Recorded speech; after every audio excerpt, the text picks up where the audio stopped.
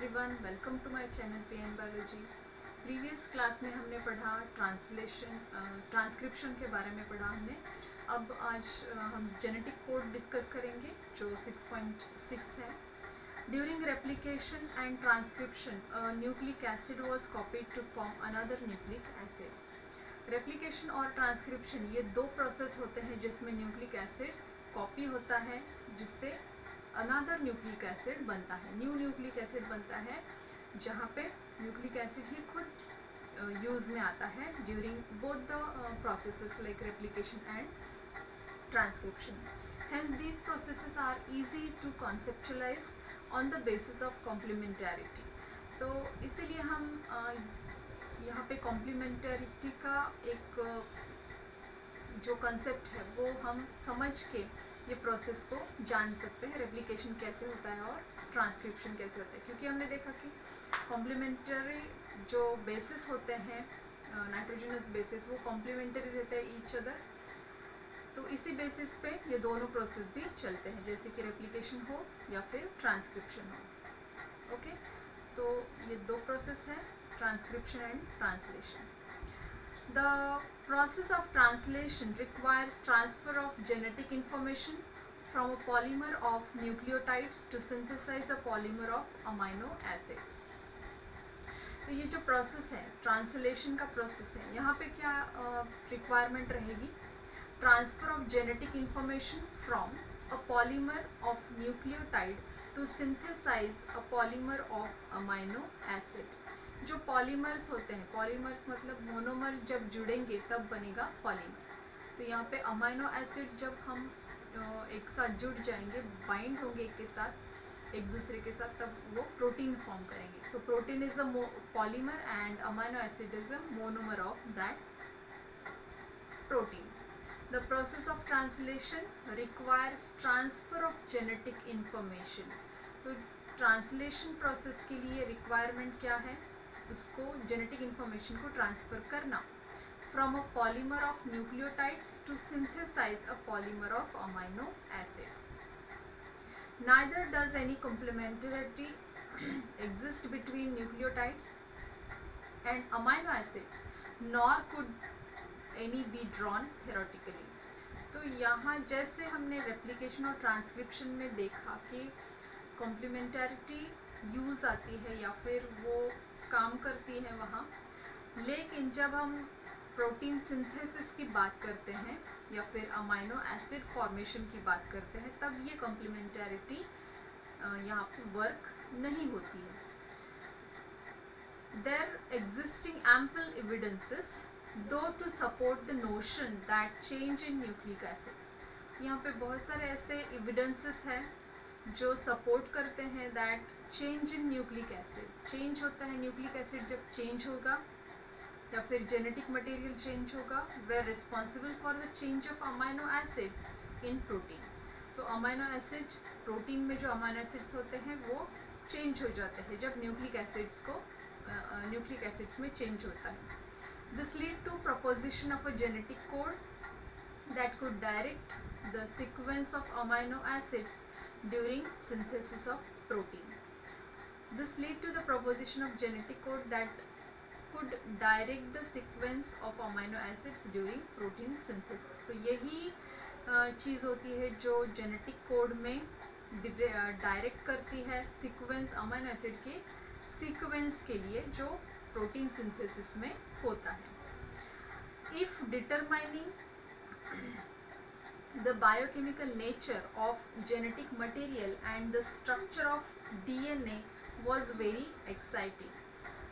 जब हम डिटरमाइन करते हैं, determining the biochemical nature of genetic material and the structure of DNA was very exciting। The proposition and deciphering of genetic code were almost challenging। तो यहाँ पे जब हम जेनेटिक कोड की बात करते हैं वो बहुत ज़्यादा एक्साइटिंग भी है और थोड़ा चैलेंजिंग भी है, ठीक है। In a very true sense it required involvement of scientist from several disciplines.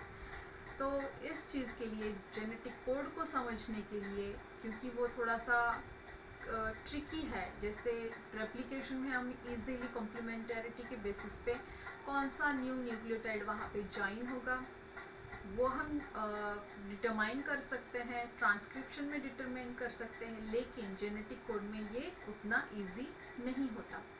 तो इसलिए यहाँ बहुत सारे अलग अलग डिसिप्लिन्स के साइंटिस्ट ने वर्क करना स्टार्ट किया, जिसमें फिजिसिस्ट थे, ऑर्गेनिक केमिस्ट थे, biochemist and geneticist.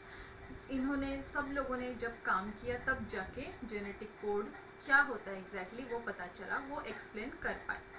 It was George Gamow, a physicist, who argued that since there are only 4 bases and if they have to code for 20 amino acids, the code should constitute a combination of bases।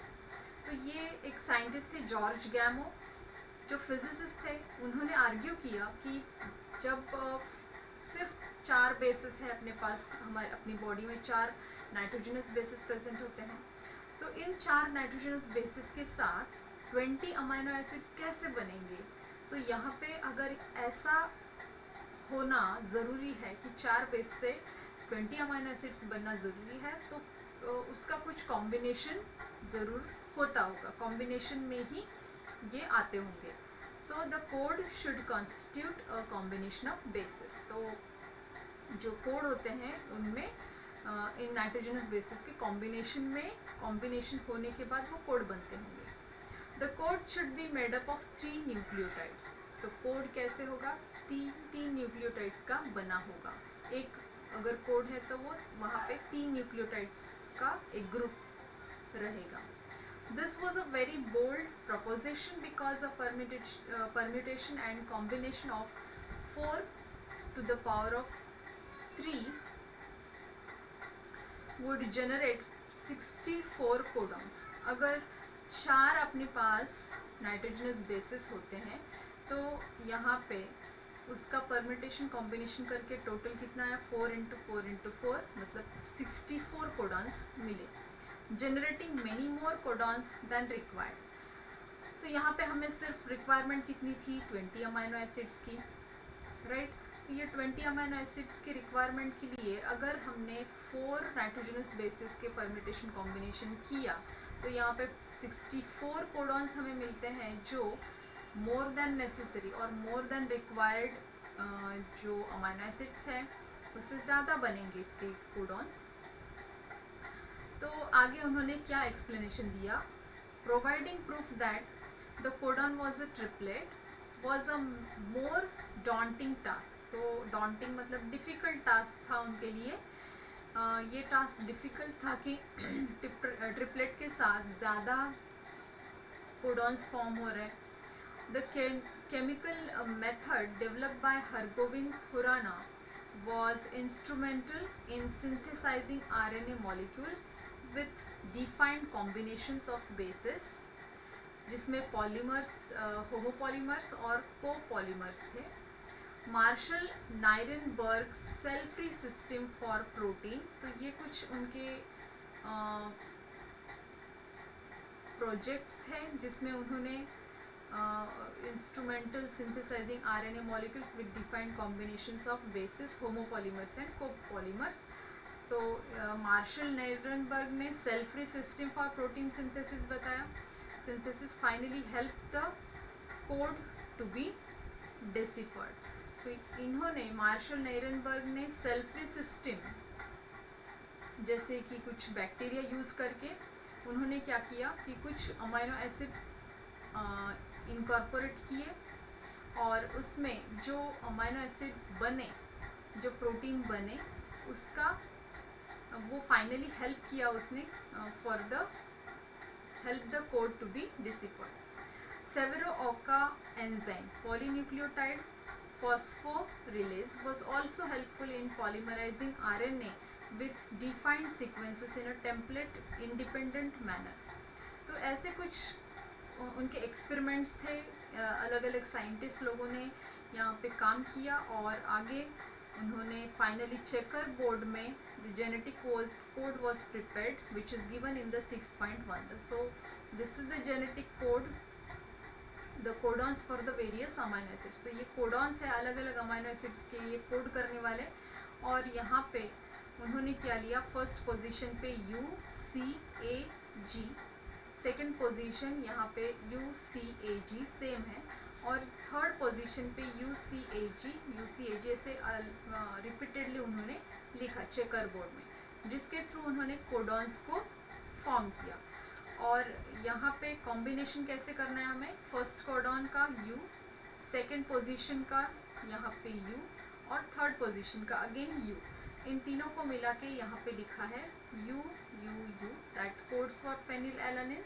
Again UUC, because this is from first position they have taken U, from second position there is C, and from third position again C, so U, U and C. Then third में क्या था, U, U and A, so U, U, A, leucine यहाँ पे था, वो U, U, U, ये जो codon है वो कोडॉन कोड करता है ल्यूसिन को, या फिर ल्यूसिन फॉर्म करेगा वो। Then U, U and G, U, U, G करेगा ल्यूसिन को अगेन। तो कुछ ऐसे कोडॉन्स थे जो रिपीटेडली आ रहे थे, या फिर सेम प्रोटीन के लिए, सेम अमीनो एसिड के लिए अलग कोडॉन यूज़ किए गए हैं। तो इसीलिए यहाँ पे 64 जब कोडॉन्स बन रहे हैं तो ये अलग अलग अमीनो एसिड को कोड नहीं करेंगे, कुछ रिपीटेटिवली सेम अमीनो एसिड को भी कोड करते हैं। और स्टार्ट कोडॉन एक अलग है, उसमें स्टॉप कोडॉन अलग है, ऐसे सब मिला के 64 कोडॉन्स होते हैं। तो इसी तरीके से हमको पढ़ना है, फर्स्ट पोजीशन पे C, सेकंड पोजीशन पे C, सेकंड पोजीशन पे, तो ये जो पूरा ब्लॉक है, तो यहाँ पे हमें क्या लेना है, CUU, तो CUU codes for leucine, CUC codes for leucine, CUA that also codes for leucine, CU and G that is CUG again leucine। तो इस तरीके से जो कोडॉन्स है वो बना दिए गए, और वो कैसे अलग अलग अमीनो एसिड को कोड करते हैं। कुछ ऐसे कोडॉन्स है जो सेम अमीनो एसिड को कोड कर रहे हैं या फिर फॉर्म कर रहे हैं सेम अमीनो एसिड। तो इस तरीके से उन्होंने codons for the various amino acids draw किए। उसके बाद कुछ साइलेंट फीचर्स हैं जेनेटिक कोड्स के लिए, those are as follows. The codon is a triplet. तो कोडॉन क्या होता है, ट्रिपलेट होता है। इसमें 61 कोडॉन जो है, 61 codons code for amino acids and 3 codons do not code for any amino acid. तो यहाँ पे हमें 64 मिले थे पहले। यहाँ पे हमने देखा कि 64 कैसे बने, 4 का परम्यूटेशन कॉम्बिनेशन करके हमें 64 कोडॉन्स मिले थे। तो यहाँ out of that 64 61 codons are coding for amino acids. तो उसमें जो 61 है वो अलग अलग अमीनो एसिड को कोड करेंगे, लेकिन रिमेनिंग जो 3 codons do not code for any amino acids, hence they function as stop codons. So ये जो 3 कोडॉन बचे हैं वो क्या करेंगे, स्टॉप कोडॉन करके काम करेंगे, स्टॉप करने के लिए, किसी भी प्रोटीन सिंथेसिस को स्टॉप करने के लिए वर्क करेंगे या फिर सिग्नल देंगे। Some amino acids are coded by more than 1 codon. तो जैसे हमने यहाँ पे एग्जांपल देखा, like UUU, UUC, both are coding for the phenylalanine. Then CUU, CUC, CUA and CUG, these all codons are coding for the same leucine amino acid. In the same way there are other codons also which are coding for the same amino acid. तो यहाँ पे वही लिखा है silent features में, amino acids are coded by more than 1 codon, hence the code is degenerate. Number 3, the codon is read in mRNA in a contiguous fashion. So यहाँ पे जो कोडॉन है mRNA का इन अ कंटिन्यूस फैशन ये read किया जाता है. There are no punctuations, punctuations यहाँ पे नहीं है, कंटिन्यूसली रीड किए जाते हैं. The code is nearly universal. तो ये जो कोड है वो यूनिवर्सल है, सभी एनिमल्स को एप्लीकेबल है. For example from bacteria to human, you would code for phenylalanine. तो जैसे मैंने बोला कि हर एक एनिमल को, हर एक ऑर्गेनिज्म को, जैसे चाहे वो प्रोकैरियोट्स हो या फिर यूकैरियोट्स हो, इनको ये एप्लीकेबल है ये कोड. सो हम बोल सकते हैं कि यूनिवर्सल है, क्योंकि यू ये अगर कोड लिया तो ये फेनिलएलनिन को कोड कर रहा है. Some exceptions to this rule have been found in mitochondrial codons. तो कुछ एक्सेप्शंस है इसलिए इस यूनिवर्सल कोडॉन के लिए, and in some protozoans also. तो आपको ये भी याद रखना है कि कहाँ पे एक्सेप्शन है. तो माइटोकॉन्ड्रियल कोडॉन्स में एक्सेप्शन है और प्रोटोजोन्स में भी एक्सेप्शन है.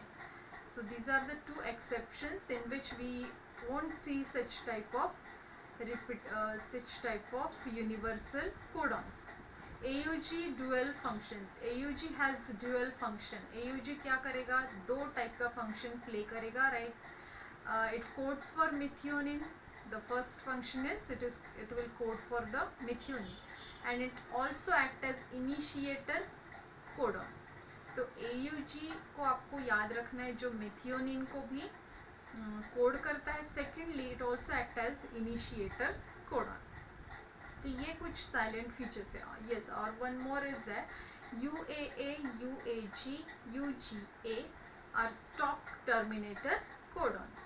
तो इसी के साथ इनिशिएटर हमने देखा AUG था, और UAA या फिर UAG and the third is UGA. These are stop terminator codons. तो प्रोटीन सिंथेसिस को स्टॉप करने के लिए हमें कोडॉन्स कौन से लगेंगे, UAA, UAG and UGA. These are the stop or terminating codons. ये जब आएंगे प्रोटीन सिंथेसिस स्टॉप कर दिया जाएगा. इनिशिएटर मतलब AUG जहाँ रहेगा, इनिशिएशन या फिर प्रोटीन सिंथेसिस का बिगिनिंग होगा.